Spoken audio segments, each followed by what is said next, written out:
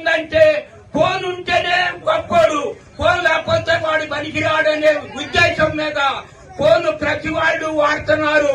Phone విషయంలో చాలా జాగ్రత్తగా ఉంటే ఫోన్ల ద్వారా చాలా నష్టం జరుగుతుంది. బ్యాంకులో మన అకౌంట్ మన ఫోన్ నెంబర్ పట్టుకొని పెద్ద ఆఫీసర్లు అందరూ చెప్పారు జాగ్రత్తగా ఉండాలి. ఫోన్ ద్వారా చాలా నష్టం జరుగుతుంది. ఇవాళ ఇంట్లోకి వచ్చే పని లేదు. ఫోన్ ద్వారా హైదరాబాద్ లో ఉండి కూడా మన రాష్ట్రం వాళ్ళు డబ్బులు కొట్టేస్తున్నారు. కనుక మరి ఫోన్ జాగ్రత్తగా పెట్టుకోవాలి.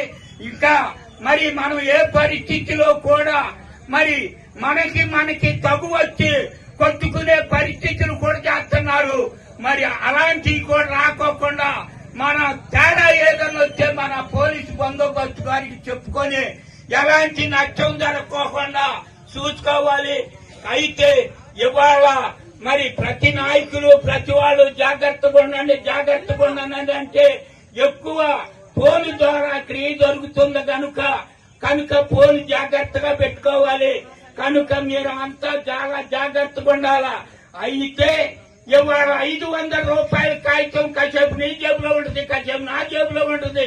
అవి ఒక్క అరగంటలో హైదరాబాద్ వెళ్ళిపోతాయి. హైదరాబాద్ నుంచి అమెరికా, ఈజిప్ట్, ఇంగ్లాండ్ కూడా వెళ్ళిపోతాయి. డబ్బులు ఎవరి దగ్గర అంతసేపు ఉంటాయో ఎవరికి తెలియదు. కనుక ఈ డబ్బుల గురించి పెద్ద నేరం చేయటానికి పద్ధతి కాదు. మీరు ఈ కంప్యూటర్ కాలంలో చాలా మంది అప్పులు పాలైపోయి మరి ఫోన్లో డబ్బులు దొబ్బేసుకొని భూములు అమ్ముకొని నరకం చూస్తున్నారు. కనుక మరి మేము ముచ్చట పెళ్లి వచ్చి ఈ రోజు మన ప్రోగ్రాం తీసుకొని మరి ఆఫీసర్లు అందరూ చాలా జాగ్రత్త ప్రతి విషయాన్ని చెప్పారు. కనుక ఖచ్చితంగా మనం చాలా జాగ్రత్తగా ఉండాలి. మరి పరిస్థితులు అవగాహన చేసుకొని పెద్దలకు మర్యాద ఇచ్చి మనం అంతా పోలీసు బందోబస్తుగా ఎలాంటి ఏదన్నా నష్టం జరిగితే వారికి తెలియజేయాలని చెప్పుకుంటూ నాకు ఈ అవకాశం ఇచ్చినందుకు పెద్ద ఆఫీసర్లందరికీ